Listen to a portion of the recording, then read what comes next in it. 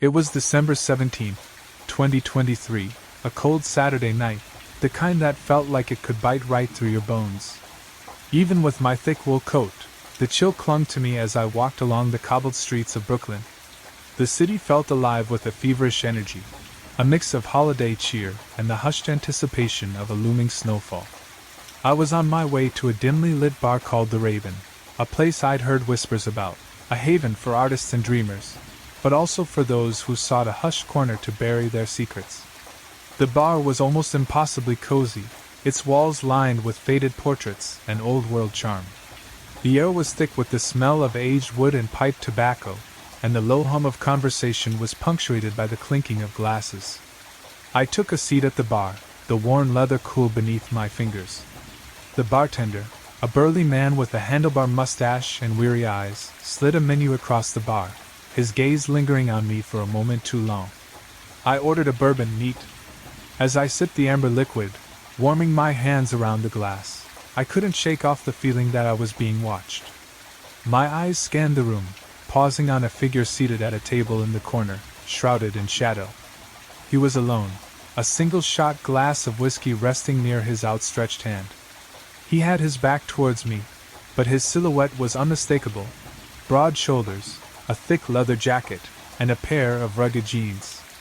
His hair, dark and tousled, gave him a hint of a rebellious air. He turned, and our eyes met.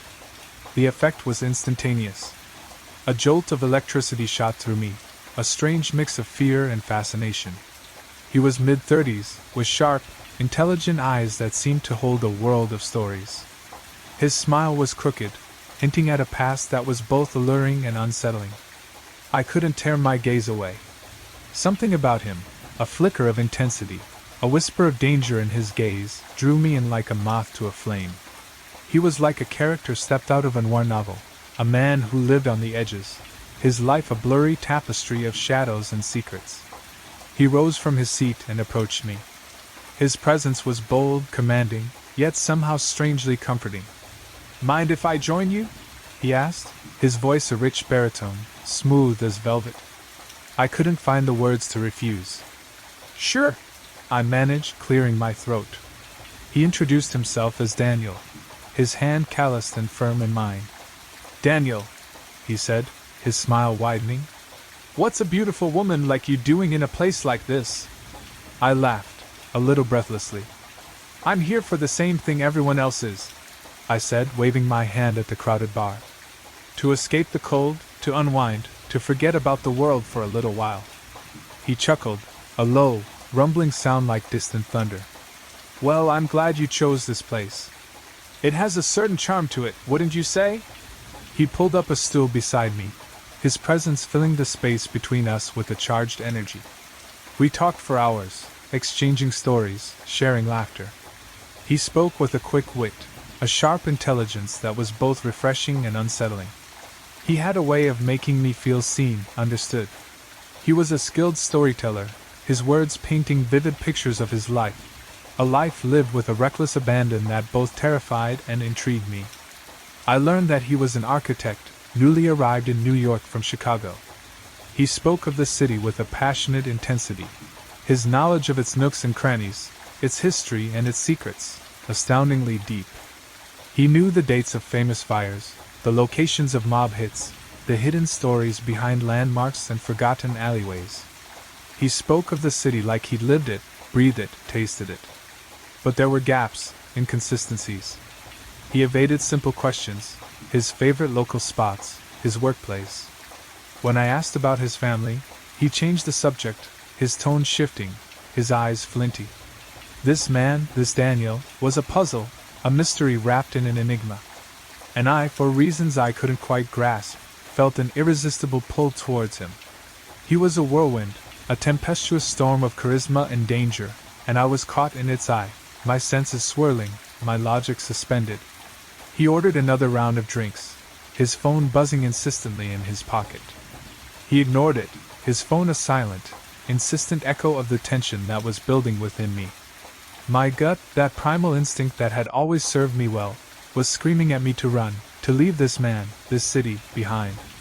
But I was drawn to him, mesmerized, trapped in the undertow of his magnetic aura. He leaned in, his voice a low murmur. "You know," he said, his eyes flickering with a dangerous glint, "this city has a dark side. It whispers secrets, hides truths. It's a place where you can lose yourself, become someone else." He paused, letting the words hang in the air between us, heavy and charged. "I know," I whispered, my voice barely above a breath. "I know." He smiled, a predatory tilt to his lips. "I think we'd make an interesting team," he said, his gaze holding mine captive.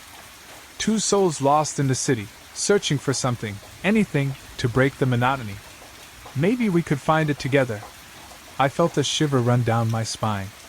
His words were laced with a sinister undercurrent, a promise of a dangerous journey, an uncharted path. The air around us seemed to crackle with unspoken desires, unspoken dangers. He reached for my hand, his touch both gentle and commanding. "Come with me," he whispered, his words a seductive siren call. "Let's find our own adventure." My heart pounded in my chest, my mind torn between the allure of danger and the whisper of fear. He was a dangerous man, I knew it, but I couldn't resist the pull. The city was a symphony of shadows and secrets, and I was drawn to the darkest notes, the most forbidden melodies. I excused myself to go to the bathroom, my mind racing. His phone had continued to buzz insistently, nearly vibrating off the table. I glanced at it, drawn in by the force of his magnetic pull. The screen displayed dozens of missed calls, all from a contact named Reaper. My breath hitched. A cold wave of realization washed over me. Reaper. The name sent a shiver down my spine. It was a name whispered in hushed tones, a name that carried the weight of unspeakable acts. I returned to the bar, my face pale, my pulse racing. Daniel was still there, his eyes following me, a knowing smirk dancing on his lips. "I'm going home," I said, my voice trembling. "I'm tired." He reached for me, his touch lingering on my arm. "Stay," he murmured, his voice a seductive caress. "Don't go yet." His gaze held mine, a hypnotic power that threatened to swallow me whole. But something in me, a primal instinct, a desperate urge to save myself, snapped me out of his spell. "Goodbye, Daniel," I said, my voice firm, my eyes filled with a newfound resolve. "I don't think this is going to work." He didn't argue, didn't try to hold me back. He simply nodded, his smile fading into a chillingly placid expression. "As you wish," he said, his voice a low, dangerous purr. "But remember, the city never sleeps. And sometimes the things that hide in the shadows are the most dangerous." I turned away, my heart hammering against my ribs, a frantic beat against the silence of the bar. I walked out, the cold air a stark contrast to the heat of the bar, but a welcome relief. I didn't look back. I hailed a cab, my mind still reeling from the encounter. I couldn't shake off the feeling that I had escaped something profoundly sinister. Daniel's words echoed in my ears, a constant reminder of the dangers that lurked in the city's underbelly. I reached my apartment, exhausted and shaken. I peeled off my coat, my hands trembling, a wave of nausea washing over me. I needed to sleep, to forget the encounter, to erase the image of his unsettling smile from my mind. But sleep wouldn't come. I checked my phone, a sudden urge to connect with the outside world, to ground myself in the reality of the world beyond my own anxieties. My breath caught in my throat. A breaking news alert flashed on my screen, its headline screaming in bold letters. "Body of a young woman found in a dumpster, dismembered. Suspect, male, early 30s, seen leaving a bar in Brooklyn."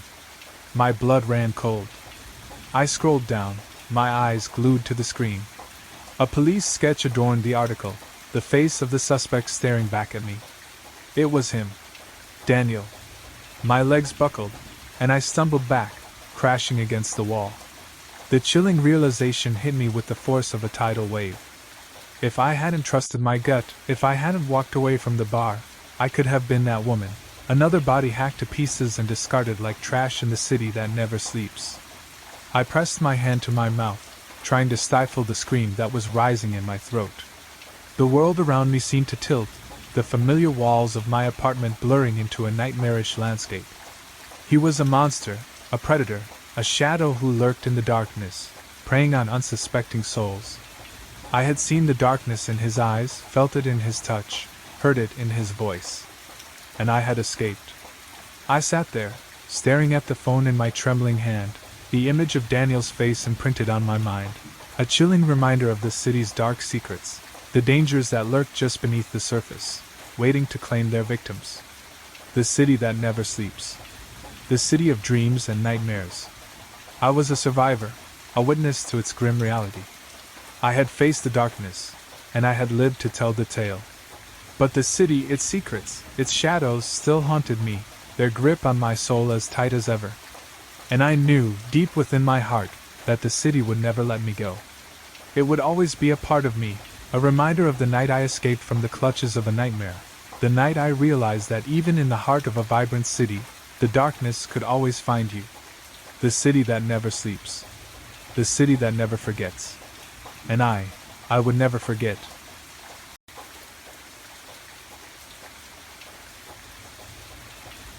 It was June 4th, 2010. The air hung heavy with the scent of hibiscus and salt, a sweet, humid embrace that clung to everything like a second skin. We were in Belize, honeymooning in a secluded beachside cabin on Ambergris Cay.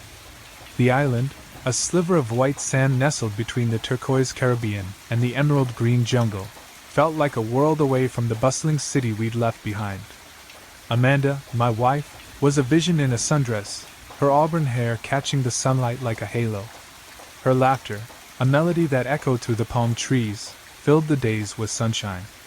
We swam in the crystal-clear water, our bodies warmed by the tropical sun, shared lazy afternoons reading under the shade of the coconut palms, and ate fresh-caught lobster under a canopy of stars, the ocean's gentle murmur our only soundtrack. It was perfect. Bliss. The first few days were a kaleidoscope of vibrant colors, the kind of happiness that felt like it would last forever. We explored the island, took a snorkeling trip to the Belize Barrier Reef, marveled at the vibrant coral and the colorful fish that darted around us like living jewels. We bought handmade jewelry from local artisans, and I bought Amanda a necklace of tiny sea turtles, a symbol of our love and our new beginning. But paradise, it seemed, had a dark undercurrent, a hidden shadow lurking beneath its radiant facade. On the fourth night, the calm of our honeymoon was shattered. It was around 2 a.m. when Amanda woke me, her voice a whisper against the stillness of the night. "David," she said, her voice trembling, "I heard something. Footsteps." I sat up, the blood rushing to my head, my heart pounding a staccato rhythm against my ribs. It was so quiet, so peaceful, just a moment ago.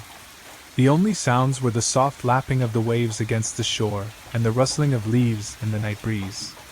We were miles away from the nearest town, our cabin nestled at the edge of the jungle, a lonely sentinel overlooking the vast, star-studded sky. "It's probably just an animal," I said, trying to sound reassuring, but my voice came out strained, the fear clawing at my throat. Amanda didn't answer. I could feel her eyes on me, filled with a fear that mirrored my own. I grabbed a flashlight from the nightstand and moved toward the window, my steps cautious, silent. The room was dark, the moonlight filtering through the bamboo blinds, casting eerie shadows on the walls. At first, I saw nothing, just the swaying palm trees, their silhouettes dancing against the moonlit sky. But then I saw him. A man, bare-chested, crouched by our patio door, his back turned towards me. His body was obscured by the shadows, his face smeared with something dark. Sweat? Blood? I couldn't tell. The sight of him, the way he moved with a predatory grace, sent chills down my spine. My heart pounded a frantic rhythm, a panic drum against my ribcage. I motioned for Amanda to stay quiet and moved towards the phone, my hand trembling. We had no signal, no way to call for help. We were alone, vulnerable, at the mercy of this unknown threat. The man shifted, his movements slow and deliberate, his eyes scanning the darkness. He started tapping on the glass with a slow, rhythmical beat, his eyes never leaving mine. The sound was chilling, echoing in the silence of the night. I felt a cold dread settle in my stomach, the hairs on my arms standing on end. He spoke, his voice a rasping whisper. "I know you're in there. I've been waiting." The words sent a shiver down my spine, the fear turning to ice in my veins. I grabbed a heavy lamp from the side table, my hand shaking with a mixture of fear and adrenaline. Amanda panicked, her scream echoing through the cabin, shattering the silence. The man turned, his eyes burning with a malevolent fire. He charged, his movements quick and decisive. He slammed his shoulder into the door, the glass shattering with a sickening crack. He lunged, his face contorted in a mask of rage, an animalistic snarl twisting his features. I swung the lamp, connecting with his skull, the sound like the crack of a dry twig. He stumbled back, his hand flying to his head, blood spraying the wall behind him. I didn't hesitate. I swung the lamp again, and again, the impact echoing through the small space. Each blow was fueled by a primal fear, a desperate need to protect my wife, to survive. He crumpled to the floor, his body spasming, the life quickly draining from his eyes. It was over. We stood there, frozen, the silence thicker than the tropical air, the smell of blood heavy in the air. Amanda was whimpering, her eyes wide with terror, her body trembling uncontrollably. I hugged her close, whispering soothing words, trying to comfort her, to assure her that the nightmare was over. But the nightmare had only just begun. When the sun rose, casting a hazy golden light over the island, the reality of what had happened settled over us like a shroud. We called the local police, the operator's voice a calm counterpoint to the chaos in our hearts. It took hours for them to arrive, the dirt road leading to our cabin treacherous, the journey punctuated by the silence of the jungle. The police arrived in a beat-up pickup truck, their faces etched with weariness and skepticism. They looked at the broken glass, the blood stains on the wall, and the body lying lifeless on the floor. They questioned us, their eyes searching for inconsistencies, for the truth that lurked behind our shaky answers. They found a campsite nearby, a small clearing in the jungle, hidden by a tangle of ferns and vines. There, they found a knife, a set of plastic restraints, and a camera. On the camera's memory card, they found photos of Amanda and me, taken days before, our smiles frozen in time, oblivious to the impending horror. The photos had been taken from a distance, hidden in the foliage, capturing us as we strolled along the beach, ate lunch at the local cafe, and sat on the porch of our cabin, our laughter echoing in the air. It was a chilling reminder that we were being watched, followed, stalked, our every move documented. That night, under the watchful gaze of the stars, we sat on the porch of our cabin, the silence heavy with unspoken words. Amanda looked at me, her eyes filled with a pain that mirrored my own. "I can't stay here," she said, her voice barely a whisper. "I can't feel safe again." I understood. The paradise we had found had turned into a nightmare, a place where fear and shadows lurked, a place where our honeymoon had been tainted by violence and the chilling reality of the unknown. Amanda left me soon after. The island, once a symbol of our love and our future, now felt like a prison, a cage of memories that haunted me with every rising sun. I stayed for a while, trying to find peace, trying to exorcise the fear that clung to me like a phantom limb. But the island had lost its magic, its beauty eclipsed by the dark cloud that hung over it, a constant reminder of what had happened. I left, returning to the city we had left behind, but the city felt cold and impersonal, a stark contrast to the warmth we had found in the tropics. The streets, once bustling with life, now felt empty, echoing with the silence of my own loneliness. I haven't slept well since. The nightmares come every night, vivid and real, the man's eyes burning into mine, his rasping voice echoing in my ears. I see his shadow lurking in the corners of my room, his presence a constant threat. I try to move on, to find solace in the ordinary, but the echo of that night, the terror that gripped us, lingers. I look at the photos of our honeymoon, trying to recapture the happiness we shared, but the images are tinged with a sadness that I can't shake. They say time heals all wounds, but for me, the scar remains, a constant reminder of the night paradise turned into a nightmare, a night that changed everything. And in the quiet of the night, when the city sleeps, I hear his voice, a whisper in the darkness. I know you're in there. I've been waiting.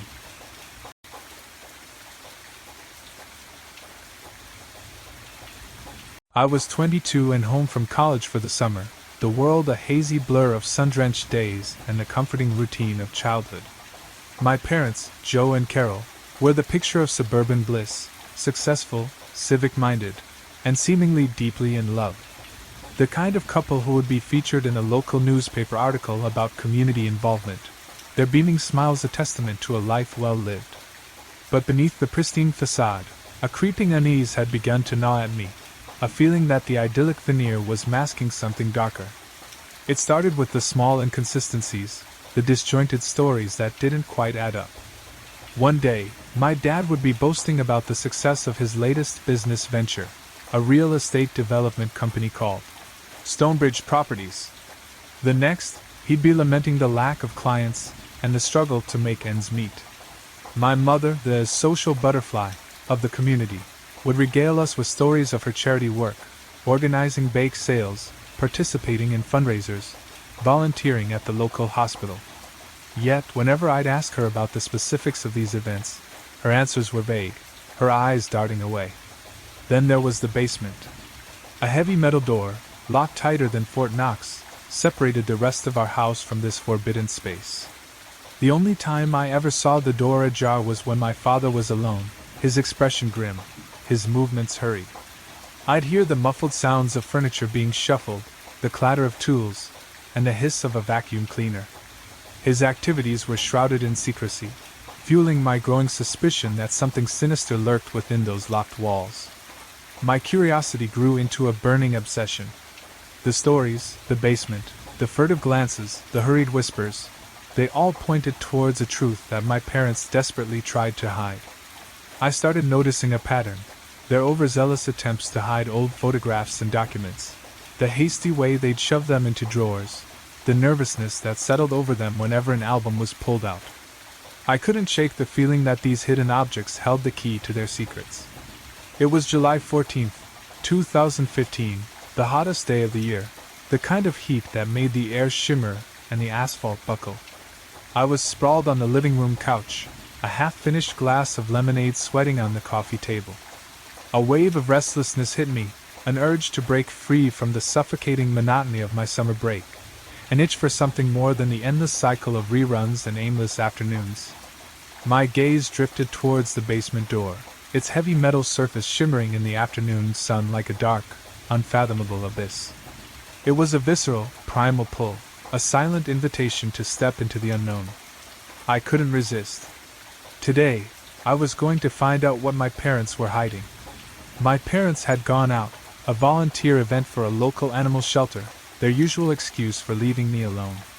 I felt a surge of adrenaline, a mixture of fear and excitement pulsing through my veins. With a quick glance around the house, I made my way to the basement door. It was locked, as always, but I knew where they kept the key, tucked away in a spare drawer in my mother's dresser. After all these years, I'd finally found myself within reach of the truth. The key, heavy and cold in my hand, felt like a weapon, a tool that would unlock a labyrinth of secrets. I inserted it into the lock, the rusty click echoing in the otherwise silent house. The door creaked open, revealing a dark, musty space, the air thick with the scent of dampness and forgotten things. A single bare bulb cast a feeble glow, illuminating the cluttered old furniture draped in white sheets, dusty boxes stacked precariously, and a heavy, moth-eaten rug covering what appeared to be a dark stain on the concrete floor. I took a tentative step forward, my heart pounding against my ribs. As I walked deeper into the basement, my eyes fell upon a wooden box nestled beneath a pile of old newspapers. It was a plain, unassuming box, but something about it felt different, charged with an almost palpable sense of foreboding. A label, written in my father's neat hand, read, "Confidential." My hand trembled as I lifted the lid, revealing a treasure trove of secrets. Several passports, each with a different name and photograph, lay neatly stacked. I flipped through them, my breath catching in my throat. Faded photographs of unfamiliar faces stared back at me, their eyes pleading, their expressions etched with a haunting mixture of fear and resignation. There were also documents, stacks of them, detailing real estate transactions under aliases, contracts signed with names I didn't recognize. My head spun as I tried to make sense of it all. These weren't just the documents of my parents' business. They were the blueprints of a conspiracy, a network built on deception and stolen identities. The weight of the evidence pressed down on me, the realization of the truth crashing over me like a tidal wave. My parents, the pillars of our community, the faces of virtue and responsibility, were engaged in a web of illegal activities. They were criminals. But the real horror came with the discovery of a file tucked at the bottom of the box. It was a police report, dated April 20th, 2015, the name printed on the header. Missing person. A faded photograph of a woman stared back at me from the page. Her smile was hesitant, her eyes filled with a quiet sadness that resonated with a deep, unsettling familiarity. I stared at the photo, my heart sinking into my stomach. I recognized her instantly. She was the receptionist at my mother's office, the one who always greeted me with a bright smile and a friendly, "Good morning, sweetie." The report described a woman who had gone missing in our city, her last known whereabouts being her office. Memories of her face, her voice, the way she always offered a comforting word, flooded my mind. I felt a cold, suffocating dread grip my heart. Could this be? My gaze shifted to another document in the file, a piece of paper with handwritten notes. It listed names, dates, and amounts of money. The final entry was a simple note. Receptionist settled. My blood ran cold. My mother's receptionist, the kind, gentle woman who had always treated me with warmth and kindness, was gone, seemingly vanished into thin air. And the evidence pointed to my parents. Panic seized me, my mind struggling to process the overwhelming torrent of emotions. I looked around the basement, my eyes darting from one dark corner to another, feeling an invisible presence watching me, waiting. I had stumbled upon a truth so dark, so horrifying, it felt like a nightmare come to life. I slammed the box shut, the lid falling with a loud, echoing sound that seemed to reverberate throughout the entire house. I tried to gather my thoughts, to make sense of the chaos that swirled within me. But my mind was a jumbled mess of fear, anger, and a gnawing sense of betrayal. I had to get out of here. I had to tell someone, to expose the truth. But who could I trust? Who would believe me? My parents, the pillars of this community, the ones who everyone looked up to, were the masterminds of a terrifying conspiracy. My heart pounded in my chest, the frantic beat echoing in my ears. I bolted up the stairs, the cold air of the living room a stark contrast to the suffocating darkness of the basement. I ran to the phone, my fingers fumbling as I dialed the number for my best friend, Sarah. I needed to talk to someone, to tell someone, but even as the words tumbled out of my mouth, a voice in the back of my mind told me it was no use. "Sarah," I choked out, my voice barely a whisper. "You won't believe this, but—" I paused, unsure how to explain the terrifying truth I had discovered, the chilling reality that my parents, the people who had raised me, loved me, nurtured me, were actually monsters in disguise. "It's about my parents," I said, my voice trembling. It's something terrible." Sarah's voice, usually so bubbly and reassuring, sounded strained. "What's wrong, Emily? What happened?" But before I could even begin to explain, the front door creaked open, the sound sharp and grating, a stark reminder of the danger that lurked outside. I froze, my heart hammering against my ribs. I knew I needed to get out of there, to get away from this house, before it was too late. Footsteps echoed on the floorboards, getting closer. My parents were home. I didn't dare answer Sarah's question. Instead, I mumbled something about being tired, needing to call later. I hung up, the phone falling from my hand onto the floor with a soft thud. I crept towards the back door, my senses on high alert. I could hear them talking in the kitchen, their voices muffled but familiar. I knew they hadn't noticed me yet, but I had to get out, and fast. Opening the back door, I slipped out into the warm summer night. The air was thick with the scent of honeysuckle and the sound of crickets chirping their nightly chorus. I turned and ran, my feet pounding on the pavement, ignoring the burning in my legs, the rasping of my lungs. I wasn't sure where I was going, just that I needed to get away, to escape the suffocating grip of the nightmare that had become my life. As I ran, the image of the missing person report, the receptionist's photo, flashed in my mind. The thought of my parents being involved in her disappearance, their smiles turning into chilling masks, choked the air out of my lungs. The truth, so brutally revealed, was a monstrous entity, twisting its tendrils around my heart, squeezing the life out of it. I kept running, my mind blurring, my legs burning. I didn't stop until my lungs were screaming, my body exhausted, my mind adrift in a whirlwind of fear and bewilderment. I found myself in a park, a small haven of green amidst the sprawling concrete jungle of the city. I sat down on a bench, my back against the cool stone, gasping for breath, the cold sweat slicking my skin. My eyes fell upon a newspaper stand across the street. The headline screamed, "Stonebridge Properties under investigation for shady practices." I felt a surge of adrenaline, a flicker of hope in the darkness. The truth was out there, someone was aware of what my parents were doing, but what could I do? I was just one person, a small voice in the grand cacophony of the city, a mere speck in the vastness of the conspiracy. Suddenly, a pair of headlights swept across the park. I froze, my heart pounding. The car stopped, the engine idling, the headlights illuminating me. I recognized the car, my parents' car. They had found me. My breath hitched in my throat. The thought of them catching me, of what they might do, sent a wave of terror washing over me. I didn't know if they had discovered the truth about the basement, whether they suspected my involvement in their secrets, but I knew I couldn't risk being caught. I didn't wait to see what they would do. I bolted from my position, running through the park, my legs heavy, my lungs burning. I heard them calling my name, their voices echoing in the night, and I knew I had to get away. I ran through the deserted streets, the shadows of the city closing in around me, the night air heavy with the oppressive heat.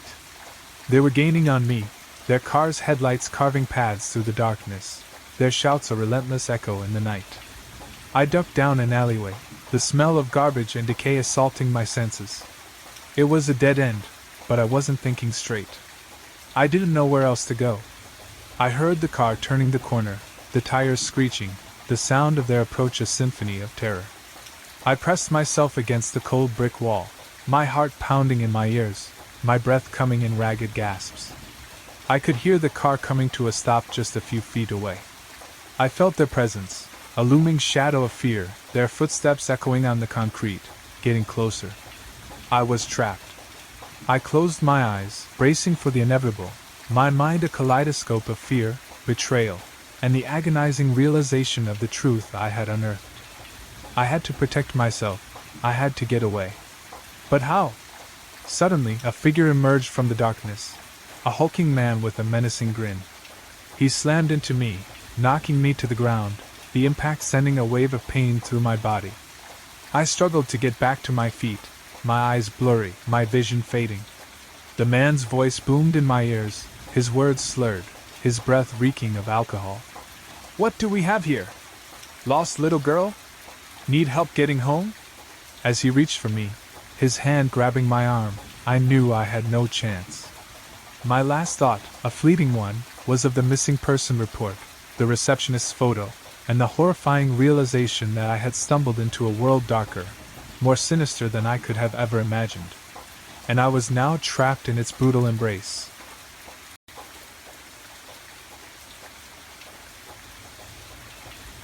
It was October 3rd, 2022. I'd been traveling for work, and as usual, I called home to check in. The voice on the other end wasn't my wife, Emily's. It was someone who sounded just like her, with the same lilting inflections, the same soft, slightly breathy quality, but there was an unsettling edge. A tremor in her voice, a hint of tension that wasn't Emily. It was subtle, almost imperceptible, but enough to make my stomach churn. "Hey, love." A voice that was Emily's, but wasn't, answered. "How's the trip going?" "Just got back to the hotel," I said, my voice tight with confusion. "How are you?" Oh, just the usual work, errands. You know the routine, the voice said, a little too brightly. A sudden, sharp crackle cut through the line, followed by a moment of static. What was that? I asked, my heart suddenly hammering against my ribs. Oh, just the connection, the voice said, sounding flustered. Don't worry about it, sweetie. It's been a little wonky lately. My unease grew. Are you okay, Emily? Of course, silly. Just a little tired, she said, her voice losing some of its upbeat lilt. I hesitated, unsure of what to make of the call. Something felt off, wrong, but I couldn't pinpoint it. Putting it down to a bad connection, I forced myself to relax. Okay, well, I'll talk to you later. I miss you. I miss you too, the voice said, but it felt as though the words were forced, lacking the warmth and affection that usually filled our conversations. After hanging up, I tried to shake off the unsettling feeling. The voice was Emily's, wasn't it? But something was off. The call had been too short, the conversation too forced. Emily never rushed our calls, she always had time to chat, to share the little details of her day. The next 2 weeks were a whirlwind of work, travel, and late-night calls.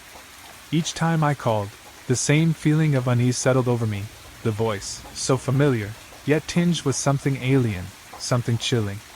But I continued to tell myself it was a bad connection, my imagination playing tricks. Finally, on October 17th, I was back home. I walked into our apartment, my heart brimming with anticipation, eager to hug Emily, to hear her tell me about her week. But as I opened the door, the air hung heavy with a strange stillness. Emily stood in the living room, dressed in her usual comfortable clothes, a smile on her face. "Welcome home, darling," she said, her voice soft, her eyes warm. She embraced me tightly, the scent of her familiar perfume filling my senses. It was Emily, wasn't it? Except, something felt off. The tightness of her hug, the way she held me, the way she looked at me, it was different. It was as though she was holding back something, as though a veil had been drawn over her usual warmth. Over the next few days, the unease that had been gnawing at the edges of my mind began to blossom into full-blown suspicion. Emily seemed distant. There were small things, details that didn't add up. She mentioned attending a yoga class she never told me about, shared a memory of a trip we never took, spoke about a friend named Sarah, a friend I'd never heard of. It was as though she was speaking about another life, a life that wasn't ours. Then, the texts started. They arrived late at night, each one a strange, jarring detail about our life. "Remember that time we went to the beach and built that sand castle?" one message read. But we hadn't. I was positive. Another text. "Sarah said she wants to come over for dinner next week." Sarah? Who was Sarah? I tried to talk to Emily about it, to make sense of it all, but she would brush me off, tell me I was imagining things, that I was tired from the trip. She seemed genuinely confused, even hurt, at my questions. But I couldn't shake the feeling that something was wrong, very wrong. On October 15th, I went into the office to catch up on emails. As I shuffled through a pile of paperwork, my hand brushed against something hidden behind a stack of files. It was a small, unmarked drawer, the kind you'd never notice unless you knew it was there. I pulled it open, my heart pounding. Inside the drawer was a stack of photographs, carefully arranged and labeled with dates. The photos showed Emily, but it wasn't the Emily I knew. She was smiling, laughing, interacting with people I didn't recognize. They were happy, carefree photos, capturing moments from a life I hadn't shared. And on the back of each photo, I found a handwritten address, a nondescript apartment complex in a part of town I'd never been to. My stomach twisted into knots. What was going on? What was Emily hiding? That night I couldn't sleep. The photos kept flashing before my eyes. I went online, trying to find any information about the address, but there was nothing. I knew I had to find out, to unravel this mystery. The following morning, I went to the address on the photos, a small apartment complex tucked away in a quiet neighborhood. I approached the building, my heart pounding in my chest. The landlord, a kindly old woman with gentle blue eyes, greeted me with a tired smile. I'm looking for a tenant, I said, my voice trembling slightly. A woman named, well, I don't know her first name, but she was living here recently. The landlord frowned. I don't know what you're talking about, dear. No one new has moved out recently.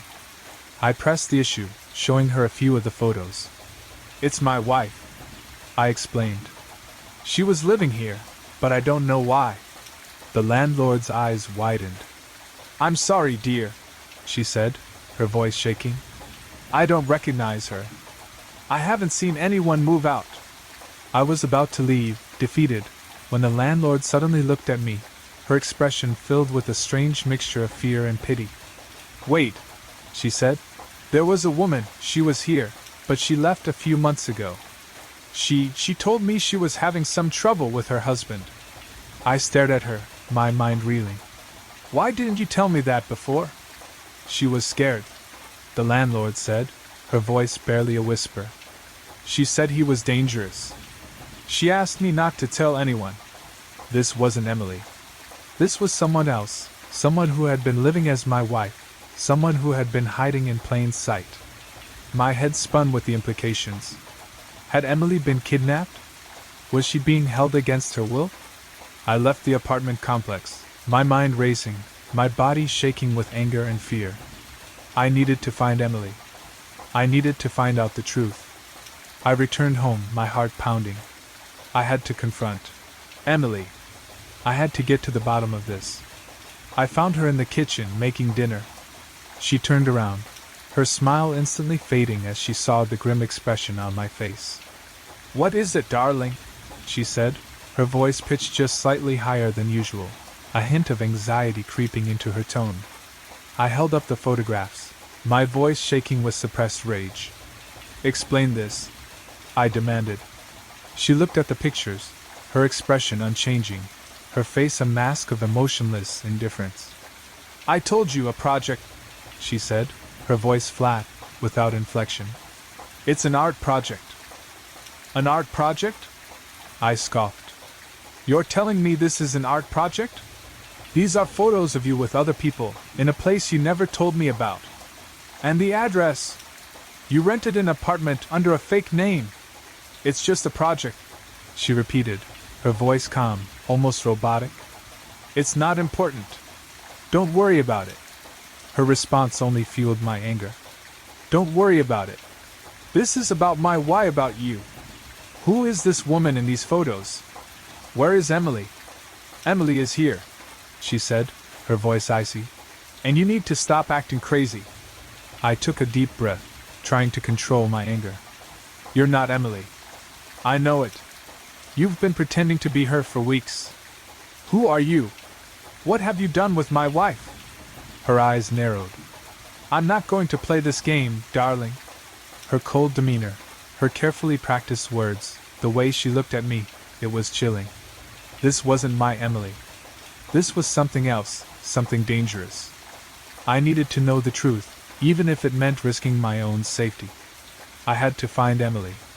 That night, I woke up with a start, a cold sweat clinging to my skin. Something felt wrong, I could feel it in my bones. I slipped out of bed, my heart pounding in my chest. I had to check. I had to be sure. I crept down the stairs, my footsteps barely making a sound. I tiptoed to the basement door, my hand reaching for the handle. I threw the door open, my breath catching in my throat. There, tied to a chair, her face pale with fear, was Emily. Standing over her was the imposter, her face twisted into a cruel smile. Ah, darling, she said, her voice dripping with false sweetness. You're just a little late for dinner. The realization hit me with the force of a tidal wave, the horror of it all washing over me. The imposter, the voice on the phone, the strange details, the photos, the hidden apartment, it all made sense now. I had been deceived. My wife had been in danger, all this time, and I hadn't even known it. I felt a surge of primal rage, a wave of protective instinct that threatened to consume me. I lunged towards the imposter, my fists clenched. She raised her hands, a glint of metal flashing in the dim basement light. Don't be silly, darling, she said, her voice calm, her eyes cold. I'm afraid I'm not in the mood for games. I stopped short, the reality of the situation crashing down on me. She was armed. She was dangerous. I couldn't fight her. I had to get help. I turned, my eyes searching the room. There, in the corner, I saw a heavy wrench, resting near a pile of tools. It was my chance. I charged towards the wrench, my heart hammering in my chest. She reacted instantly, lunging at me, the metal glinting in her hand. We grappled in the darkness, the air thick with fear and adrenaline. The wrench felt heavy in my hand, but I swung it with all my might. It connected with her arm, sending a shock of pain through my body. She screamed, her grip on the weapon loosening. I took the opportunity, wrenching the weapon from her grasp, my fingers tightening around its cold metal. She staggered back, her face contorted in pain and rage. I held the weapon up, my heart pounding. I had to protect Emily. I had to get her out of here. As I moved towards her, she let out a low growl and charged, desperation in her eyes. We wrestled, the air filled with the sounds of our struggle, the stench of fear and sweat filling the air. I felt her strength, her desperation, but I was determined. I managed to shove her back, the wrench held tight in my hand. That's when I saw it, the flicker of fear in her eyes, a moment of vulnerability. I slammed her against the wall, the impact sending a shockwave through my body. She let out a cry, her grip on the weapon loosening. That was my chance. I swung the wrench with all my might, the sharp metal connecting with her head. She slumped to the ground, unconscious. I ran to Emily, her eyes wide with fear and relief. I knelt beside her, untying the ropes, my hands trembling with adrenaline. "It's okay, Emily," I said, my voice raw with emotion. "I'm here. I'm here now." She looked at me, her eyes filling with tears. "I thought I was never going to see you again," she whispered, her voice choked with emotion. I held her close, the warmth of her body a reassurance, a sense of safety that I had almost lost. I had saved her, but the knowledge of what she had endured, the realization of how close we had come to losing each other, sent a shiver of horror through me. I pulled away, my gaze falling on the figure lying on the floor. It was a woman, her face pale, her features contorted in a mask of pain. But as I stared at her, something struck me. It was not Emily. It was someone else, someone who had so expertly mimicked her, someone who had so successfully taken over her life. I had saved my wife. But who was this imposter? What was her story? What had driven her to take on a life that was not her own? As the police arrived, the questions flooded my mind. The questions that would haunt me for years to come. Emily was safe, but the experience had left an indelible mark on us. It had forever changed the way we looked at the world, the way we looked at each other, the way we experienced life. The incident served as a reminder that even the most familiar, the most cherished, could be a mask for something darker, something more sinister. It was a reminder that we were never truly safe, that the world, even in its most ordinary moments, held within it the potential for the extraordinary, the terrifying, the unknown.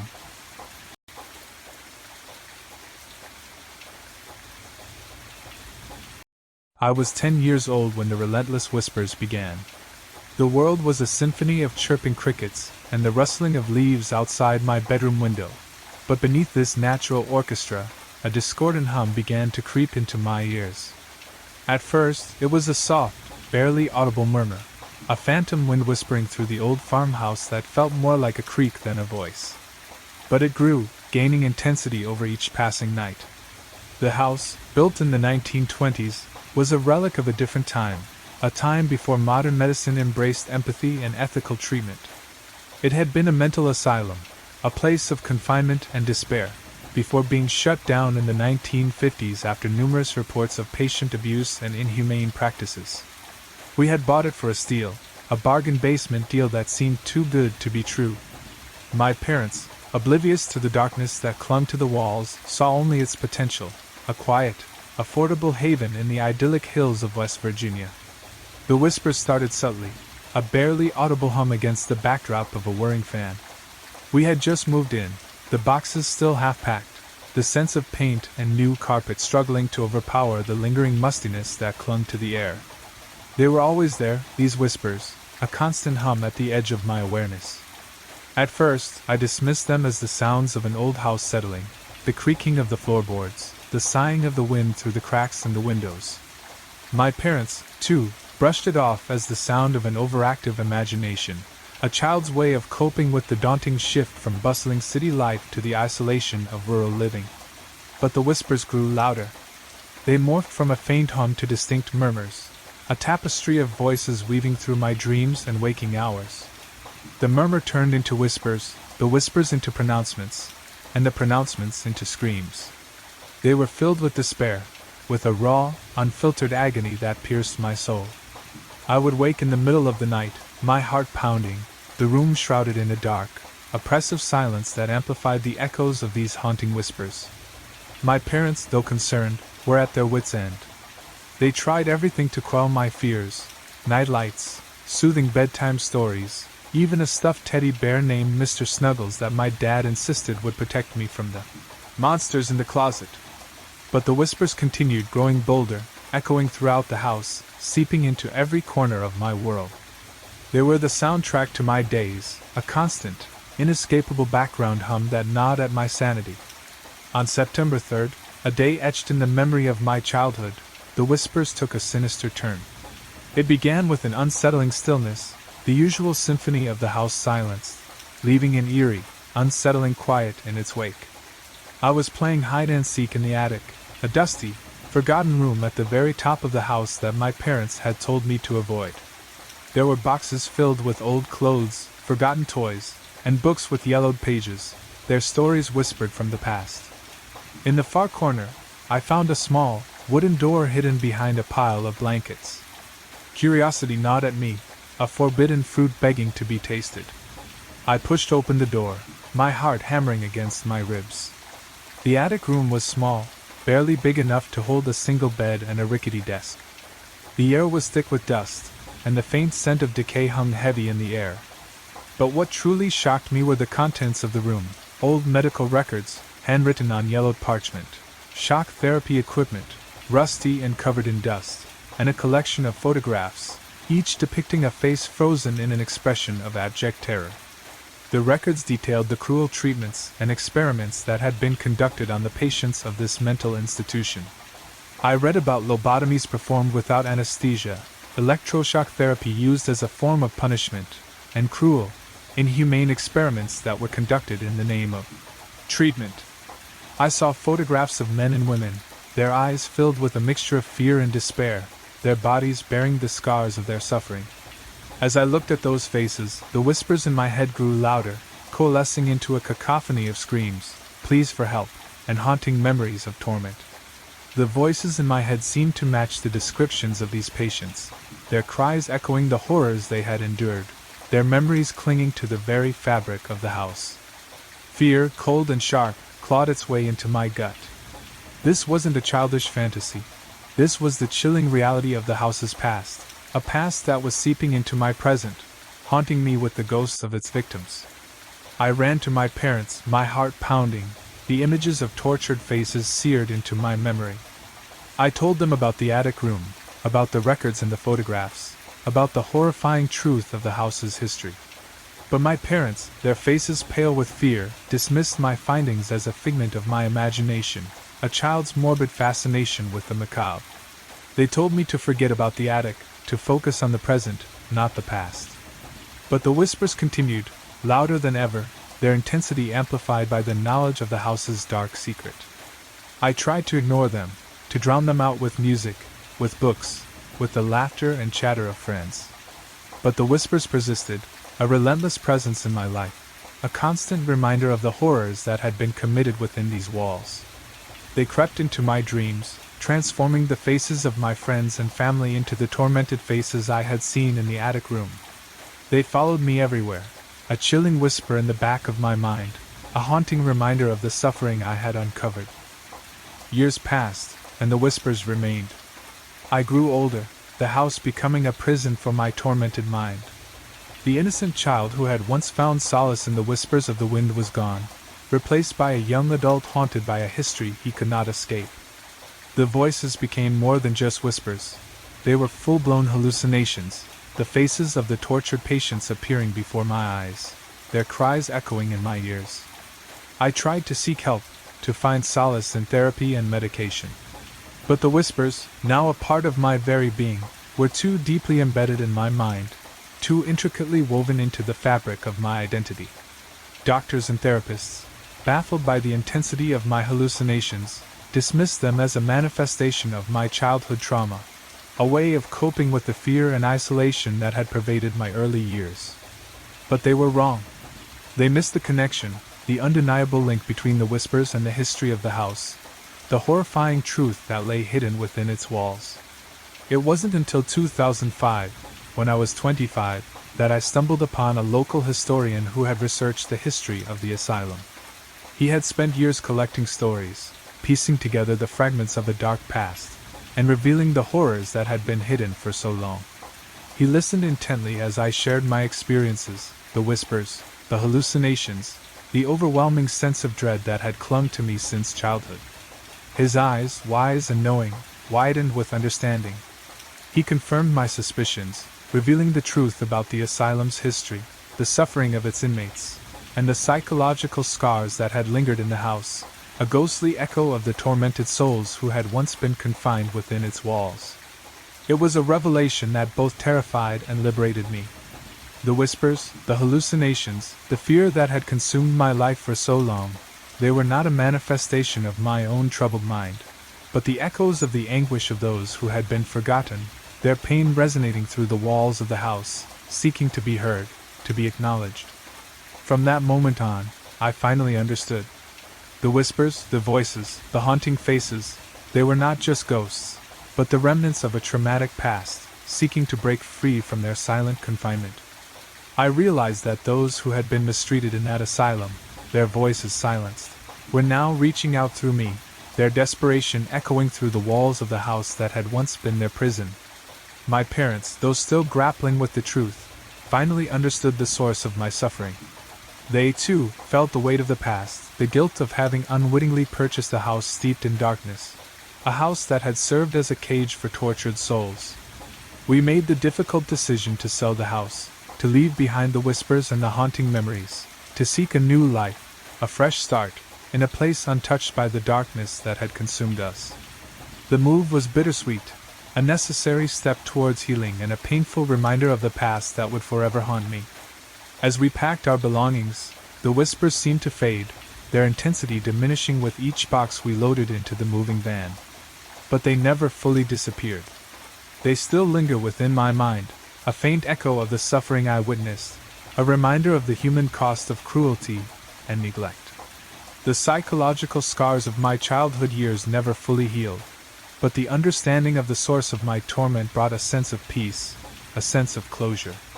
I carried the whispers with me, a constant reminder of the fragility of the human spirit, the enduring power of memory, and the importance of acknowledging the dark past so that we can learn from its mistakes and build a future filled with empathy and compassion. The whispers are a reminder that even in the quietest of places, the voices of the forgotten can still be heard, their stories waiting to be told, their suffering waiting to be acknowledged. And as I move forward in life, I carry those whispers with me, a reminder of the need to speak out, to fight for those who are silenced, to ensure that their voices are never forgotten. The whispers will continue to haunt me, a constant reminder of the need for change, a call to action, a plea to never let the history of suffering be forgotten.